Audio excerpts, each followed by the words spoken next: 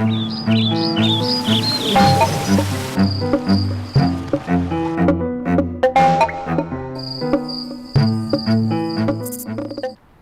Shaban makes a living by the lakeside of the Victoria waters. When there is scarcity of water in Kitubulu, where he hails from, most residents rush to the lake.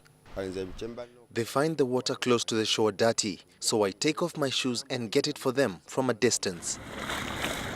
He charges 5,000 shillings, about $2 for a 1-litre jerrycan of water. My life is never in danger because I go to the deep end where it's clean. Water is not the only commodity he fetches for the residents. Sand is another. The residents use it for scrubbing saucepans, sinks and tiles. The lakeside is his office, but he detests the dirtiness around.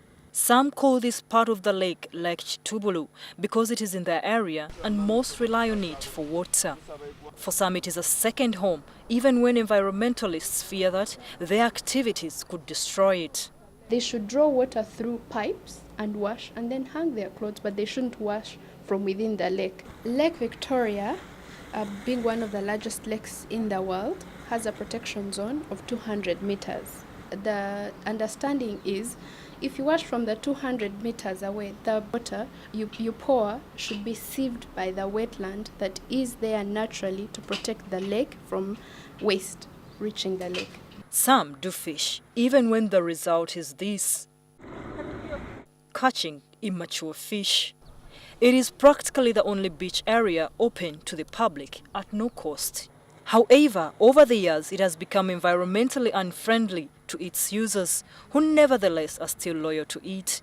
But this doesn't mean that they don't abhor the new developments. Proskovia Vickman, working with Save the Planet, a community-based venture in Entebbe sensitizing the public on environmental protection, is concerned. Look at the beach area. Look at the water itself right now. It's dirty. It means that the industries that are around the lake, they are sending in raw, unfiltered, or whatever you want to call it. It's not clean water back to the lake. They take clean water from the lake, they send back the rubbish. Most of the parts are rotting and the walkways are filled with water. These some attribute to vandalism. And what happens is the water now will just go through the soil, and the next thing you are going to see that the road is going to be eaten up. Some of the cleaners at the beach say it is the water that erodes them. I had my boss Kasumba on phone telling the environmental authorities in Entebbe to come see how the water was washing away the paths. Suleit Kalanzi from Nippon, a company which cleans this beach, is puzzled by the constant waste by the shores of Lake Victoria. It must be climate change. The dirt isn't from here. It is either brought by God or the lake from wherever. I really want you to look at the water right now. Kitubulu used to be clean area for anybody else. If you are passing through to the airport or back, you'd sit here for a few minutes. Right now you can't. She says that even private-owned beaches are not well managed, with beach-goers littering at will. People turn up in Entebbe on the weekends. You will see water bottles. Actually, even now, look at down here. There are already plastic things in the lake. Entebbe municipality is in charge of this beach, and the environmental activists now want signs labeling the area as a litter-free zone to be put along the shores, not just at Kitubulu. We're not having that. So we are saying as a community, let's get out, try to get everybody else understand why the lake is important for each one of us.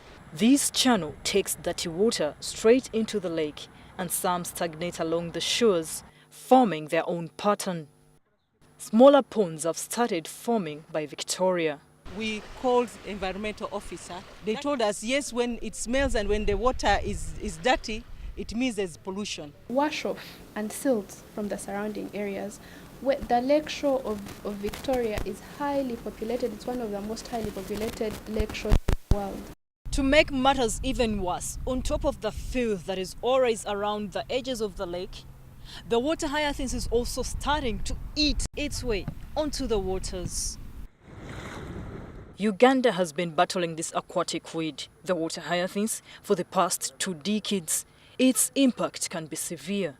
reducing water levels, cutting off oxygen from aquatic organisms, especially fish, and also makes transport on the water very difficult.